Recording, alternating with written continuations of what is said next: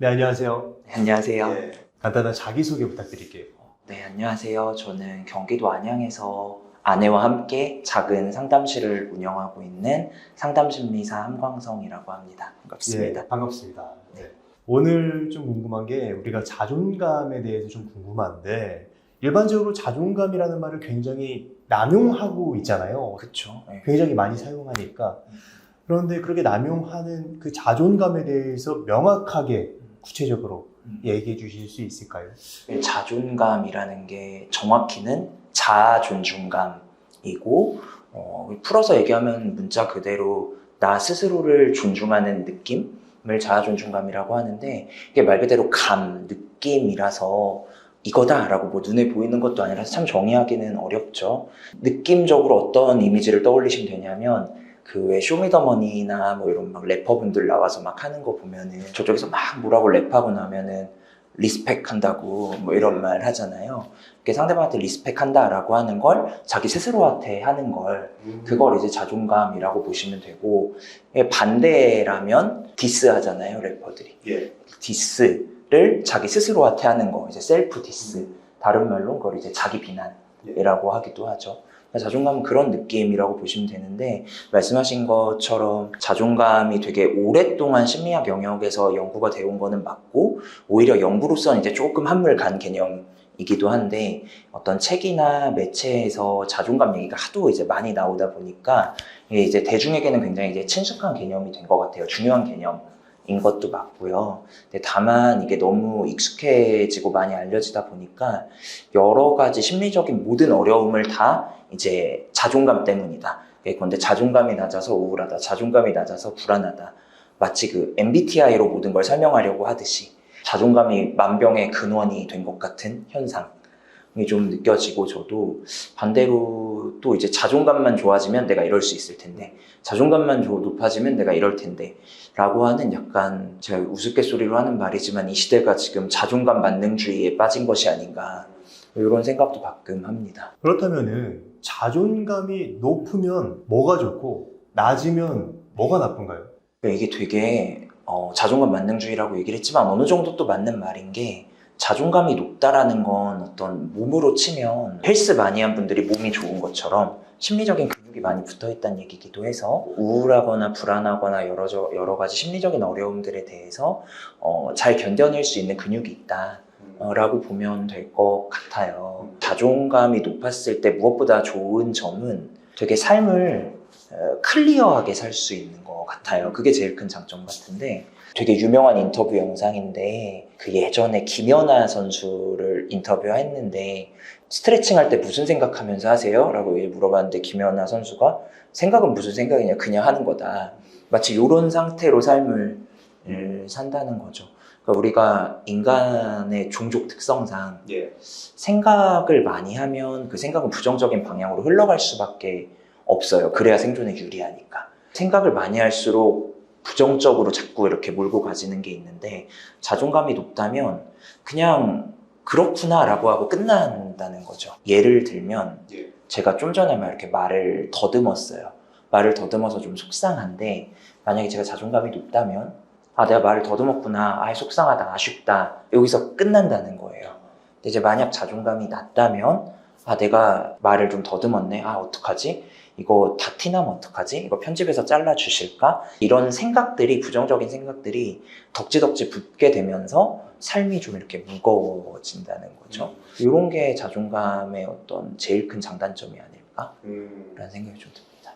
자존감이 높은 사람의 특징 그리고 낮은 사람의 특징 같은 게 있을까요? 그러니까 내가 지금 당장 자존감이 높은 사람인지 낮은 사람인지 알 수 있는 뭐 셀프 테스트 같은. 아까도 말씀드렸지, 자존감은 말 그대로 감이라서 굉장히 주관적인 느낌이긴 하죠.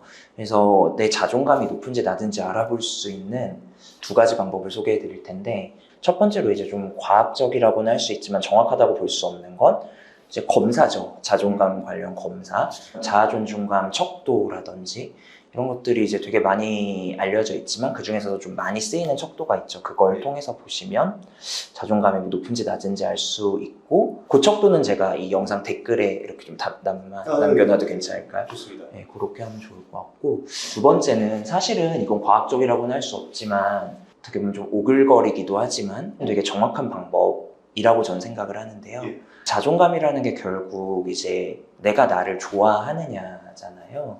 근데 이걸 반대로 내가 어떤 다른 사람, 타인을 정말 좋아할 때 어떻게 말을 하는지를 좀 생각해 보면 좋을 것 같은데, 안 그랬으면 좋겠지만 만약에 저희가 커플이에요. 만약에 네. 서로 진짜 좋아해요. 되게 사랑해요. 네. 근데 이제 상대방이 저한테 물어봐요. 넌 나 어디가 좋아? 라고 물어봐요. 현실적으로는 이 질문을 받으면 완전 비상사태죠. 아, 이거 어떻게 해야 되지? 막. 근데 사실 정말 좋아한다면 뾰족한 그 어떤 좋아할 만한 이유가 떠오르진 않아요. 그래서 어떤 말을 하게 되냐면 정말 진심으로 그냥 너라서 좋아라는 말이 나온다는 거죠. 할 말이 없어서 하는 게 아니라 정말 그냥 이 전체로 좋은 거죠. 그러니까 사실은 이거에 스스로한테도 적용이 된다면 예. 이게 정말 내가 자존감이 높구나라는 게 된다는 거죠. 오히려 어떤 조건 때문에 내가 좋다라고 하는 건 그 조건이 사라지면 내가 싫어질 수도 있다는 얘기잖아요. 그렇죠. 자존감 안정성이라고도 하는데 자존감이 계속 유지되는지만 왔다 갔다 하는지, 말씀하신 대로 어떤 조건으로 내가 좋고 나쁨이 있다면 그 조건이 없어지면 안 좋아지니까 자존감이 높다라고만 볼 수는 없죠. 그건.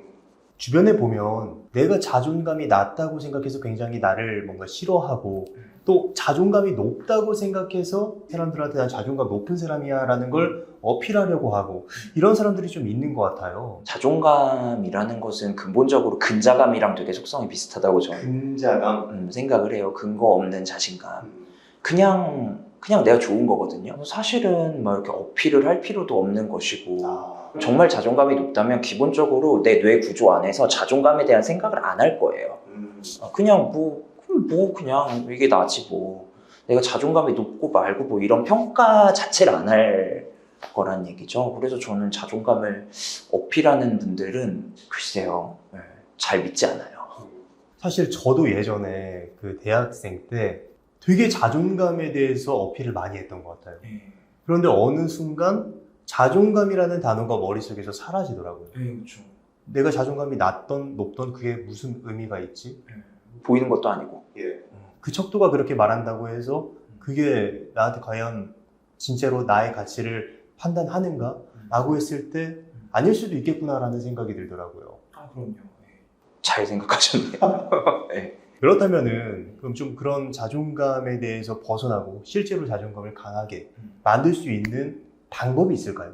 정말로 쉬운 거는 아니에요. 말 그대로 나를 존중한다는 느낌을 더 갖는다는 게 말처럼 쉬운 건 아니고, 당연히 심리상담 같은 게 도움이 되죠. 심리상담의 역할은 이런 거예요. 우리가 눈이 앞에 달려가지고 밖을 보잖아요.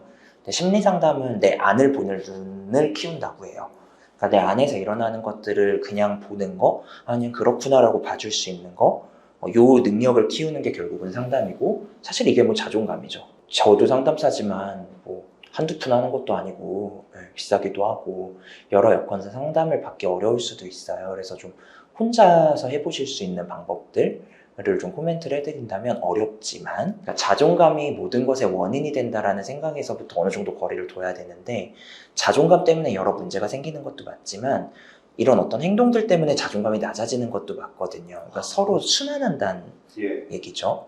제가 뚱뚱해서 운동을 안 하지만 운동을 안 해서 뚱뚱한 것도 맞다는 얘기죠. 이렇게 돈다는 얘기인데, 이런 걸 해보세요. 지금 당장 이제 종이랑 펜을 꺼내셔서 내가 자존감이 낮아서 못했던 행동들을 우선 생각해 보신 후, 만약 내가 자존감이 높다면 어떤 행동들을 할 것 같은지 그 행동들을 쫙 이제 리스트업을 해보는 거예요. 이제 이거를 할 때 이제 지난 한 주를 돌이켜 보면서 내가 자존감이 낮아서 못했던 행동이라든지, 혹은 반대로 자존감이 낮아서 억지로 할 수밖에 없었던 행동들, 이런 데서 조금 힌트를 얻어서 만약 내가 자존감이 높다면 어떻게 할 것 같은지를 리스트업을 해보는 거죠. 예를 들어서 내가 자존감이 높았다면 저번에 식당에서 머리카락이 나왔을 때 좀 더 당당하게 컴플레인을 했겠지 라든지, 자존감이 높았다면 뭔가를 결정할 때 내가 더 확 결정을 했겠지, 이런 것들을 쫙 이제 행동들을 리스트업 하는 거죠. 그 다음에 두 번째로는 이것들을 이제 연기하는 거예요. 연기. 그러니까 무슨 말이냐면 억지로 하라는 얘기예요. 억지로. 더 쉽게 얘기하면 내가 자존감이 높은 척 하겠다라는 마음으로 그 행동들을 일상에서 최대한 많이 해보는 거죠.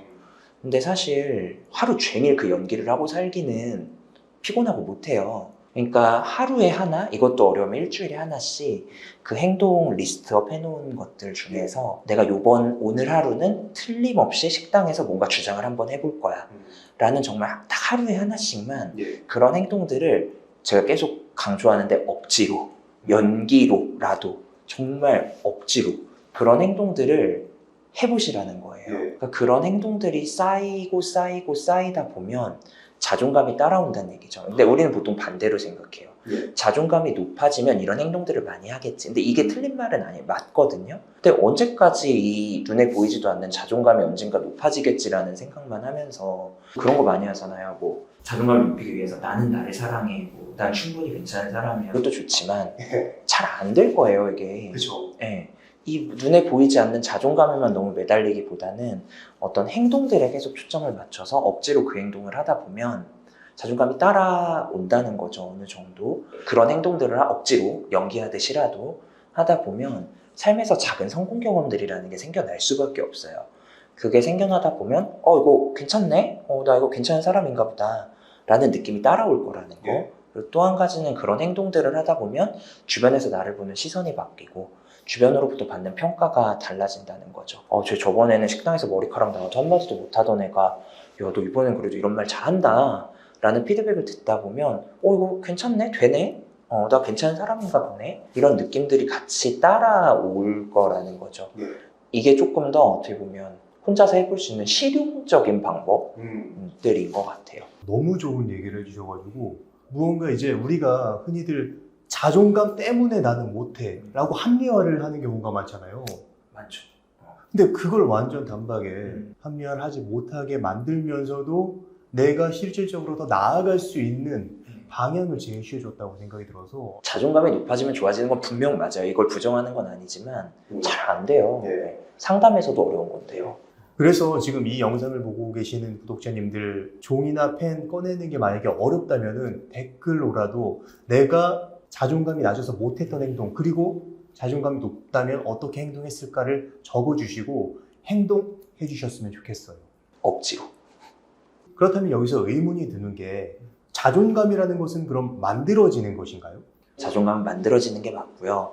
단 분명한 거는 어린 시절의 경험들이 정말 중요한 게 맞아요. 그러니까 특히 뭐 성격이 형성된다고 하는 청소년기 이전의 경험들이 중요하고 아주 아기 때는 나를 사랑하는 방법이라는 걸 알 수가 없어요. 근데 나를 사랑은커녕 나에 대한 감각조차 없고요. 내가 누군지 엄마가 누군지 구분이 안 돼. 그냥 이게 다 그냥 난 거예요. 그래서 이런 단계를 뭐 공생 단계라고 하기도 하는데 그 단계 때는 엄마가 나를 대해주는 방식이 곧 내가 나를 대하는 방식이 된다라는 거예요. 그래서 만약에 어렸을 때 아기 때 엄마가 나를 정말 사랑해주고 존중해주고 있는 그대로 봐주고 아껴주고 이런 경험을 많이 했다면 이런 분들은 살면서 아마 자존감 생각도 별로 안 해봤을 거예요. 그냥 나를 사랑하고 존중하는 게 그냥 돼요, 그게. 그게 자연스러운 일이에요. 네, 그냥 숨 쉬는 것처럼. 초등학생 저학년 혹은 뭐 유치원 아이가 이렇게 막 뛰어가다가 넘어졌어요. 너무 아프다, 막 이렇게 울어요. 이제 엄마가 막 다가와가지고 아니야, 이거 아픈 거 아니야. 하나도 안 아파. 괜찮아. 그냥 가면 돼. 이거 아픈 거 아니야. 울 필요도 없어. 막 이런 얘기를 한다는 거죠. 사실 이런 것도 자존감을 낮추는 말들이에요. 이런 말들이요? 네. 왜요? 왜냐하면 아프잖아요. 슬프잖아요. 그냥 아프구나, 슬프구나가 이게 그냥 내 경험인 거예요. 근데 그런 경험 자체를 그건 아니라고 해버리잖아요. 그러니까 나를 보는 방식 자체가 이거 이렇게 하면 안 되는 건가? 라는 게 되는 거죠. 그러니까 사실은 이런 말들도 조심하셔야 돼요. 이런 경험들을 이제 계속 한다면 나를 존중하는 게 잘 안 되겠죠, 당연히. 이런 게 어릴 때 했다면 더 크리티컬한 경험들이고요. 그래서 어릴 때 이런 경험들을 많이 했다면 자존감 측면에서는 굉장히 불리한 게 맞아요. 불리하지만 불가능한 건 아니기 때문에 좀 후천적인 노력들을 한다면 자존감은 충분히 좋아질 수 있죠. 어렵지만. 그래서 후천적인 노력으로는 아까 말씀해 주신 내가 그런 사람인 척 행동해 보기. 네, 그런 것들이 당장 좀 해볼 만한 노력들이겠죠. 그렇게 해가지고 내가 어떤 행동을 통해서 실제로 성취하는 것이 중요하다고 말씀해 주신 건가요? 아니요. 성취까지는 안 해도 돼요. 성취하면 진짜 좋고요. 근데 또 한 가지는 그렇게 하면 성취할 가능성도 당연히 높아지겠죠. 그러니까 더 좋아지겠지만 내가 자존감이 높은 사람이 할 법한 행동들을 한다라는 건 사실 내가 하고 싶은 걸 하는 거거든요. 내 마음에서 일어나는 걸 그냥 곧바로 행동으로 한다라는 거기 때문에 그 자체가 그냥 나를 존중하는 경험이죠. 리스펙하는 거죠. 어린 시절에 내가 진짜 느꼈던 아픔이나 슬픔이나 이런 걸 아니라고 했는데 진짜 내가 하고 싶은 걸 그제서야 한번 해보는 거네요. 네. 그렇죠. 그런 경험들이 좀 후천적으로라도 내 자존감을 높여줄 수 있겠죠. 물론 어릴 때 그런 경험을 하는 게 훨씬 좋긴 해요. 네, 하지만 우리는 달라질 수 있다. 네, 그럼요. 그럼요. 오늘 얘기해 주신 걸 듣고 뭔가 저한테도 굉장히 울림이 크게 왔고 이 영상을 보시는 많은 분들이 달라질 수 있는 동기 그리고 방법을 알게 됐다고 생각이 들었어요. 아유, 정말 그럼 좋겠습니다. 오늘 좋은 말씀 해주셔서 너무 감사드립니다. 감사합니다.